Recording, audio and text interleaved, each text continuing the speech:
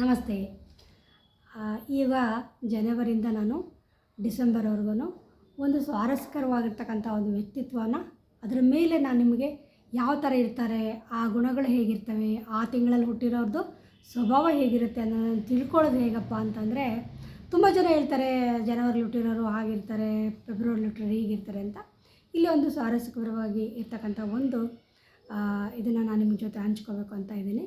So ಜನವರಿಯಲ್ಲಿ ಹುಟ್ಟಿರೋರು ಯುಧಿಷ್ಠಿರನ ಥರ ಇರ್ತಾರೆ, ಅಂದರೆ ಧರ್ಮ ಪರಿಪಾಲಕರಾಗಿರ್ತಾರೆ ಅಂತ ಹೇಳ್ತೀವಿ. ಸೊ ಫೆಬ್ರವರಿಯಲ್ಲಿ ಹುಟ್ಟಿರೋರು ದುರ್ಯೋಧನ ಥರ ಇರ್ತಾರೆ ಅಂದರೆ ಹಿಂಸಾತ್ಮಕವಾಗಿ ಅವರೇನು ಇರಲ್ಲ, ಸ್ವಲ್ಪ ಕೋಪಿಷ್ಠರಾಗಿರ್ತಾರೆ ಅಂತ ಫೆಬ್ರವರಿಯಲ್ಲಿ ಹುಟ್ಟಿರೋರನ್ನ ಹೇಳ್ತಾರೆ. ಹಾಗೆಯೇ ಮಾರ್ಚಲ್ಲಿ ಹುಟ್ಟಿರೋರು ಭೀಷ್ಮನ ಥರ ಇರ್ತಾರೆ, ಭಾಳಷ್ಟು ಜನರಿಗೆ ಸಲಹೆಗಳನ್ನ ಸೂಚನೆಗಳನ್ನು ಕೊಡ್ತಕ್ಕಂಥರಾಗಿರ್ತಾರೆ.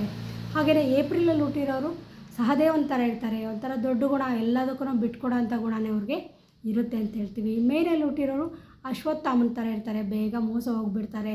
ಸೊ ಹಾಗೆಯೇ ಜೂನಲ್ಲಿ ಹುಟ್ಟಿರೋರು ಬಲರಾಮನ ಥರ ಇರ್ತಾರೆ ಅಂತ ಹೇಳ್ತೀವಿ, ಭಾಳಷ್ಟು ಕೋಪಿಷ್ಠ ಆದರೂ ಕೂಡ ಶಕ್ತಿಶಾಲಿಯಾಗಿರ್ತಾರೆ ಅಂತ ಹೇಳ್ತೀವಿ.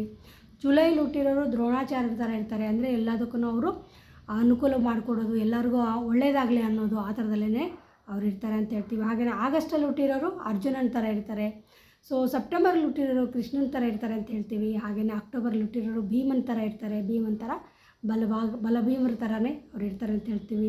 ನವಂಬರಲ್ಲಿ ಹುಟ್ಟಿರೋರು ಶಕುನಿ ಥರ ಇರ್ತಾರೆ, ಅಂದರೆ ಶಕುನಿ ಥರ ಇರ್ತಾರೆ ಅಂದರೆ ಮೋಸ ಮಾಡ್ತಾರೆ ಅಂತಲ್ಲ, ಬಹಳಷ್ಟು ಆಲೋಚನೆಗಳು ಅವರಿಗೆ ಬರ್ತಾ ಇರ್ತವೆ, ಹಾಗಾಗಿ ಶಕುನಿ ಥರ ಇರ್ತಾರೆ ಅಂತ ಹೇಳ್ತೀವಿ. ಹಾಗೆಯೇ ಡಿಸೆಂಬರಲ್ಲಿ ಹುಟ್ಟಿರೋರು ಕರ್ಣನ ಥರ ಇರ್ತಾರೆ, ಭಾಳಷ್ಟು ದಾನ ಧರ್ಮಗಳನ್ನು ಮಾಡ್ತಾರೆ. ಸೊ ಡಿಸೆಂಬರಲ್ಲಿ ಹುಟ್ಟಿರೋರು ಭಾಳಷ್ಟು ತಣ್ಣಗಿರ್ತಾರೆ, ತಂಪಾಗಿರ್ತಾರೆ, ಯಾಕಂದರೆ ಅದು ಕಾರ್ತಿಕ ಮಾಸ ಆಗಿರೋದ್ರಿಂದ ಭಾಳಷ್ಟು ಚೆನ್ನಾಗಿ ಬದುಕಿ ಬಾಳ್ತಾರೆ ಅಂತ ಹೇಳ್ತೀವಿ. ಹೀಗೆ ಮಹಾಭಾರತದ ಒಂದು ಪಾತ್ರಗಳನ್ನು ಸಹ ನಾವು ಈ ಜನವರಿಯಿಂದ ಡಿಸೆಂಬರ್ವರೆಗೂ ನೋಡ್ಬೋದು. ನೀವು ಕೂಡ ತಿಳ್ಕೊಳ್ಳಿ ಅಂತ ನಾನು ನಿಮಗೆ ಹೇಳಿದ್ದೀನಿ. ನಮಸ್ತೆ.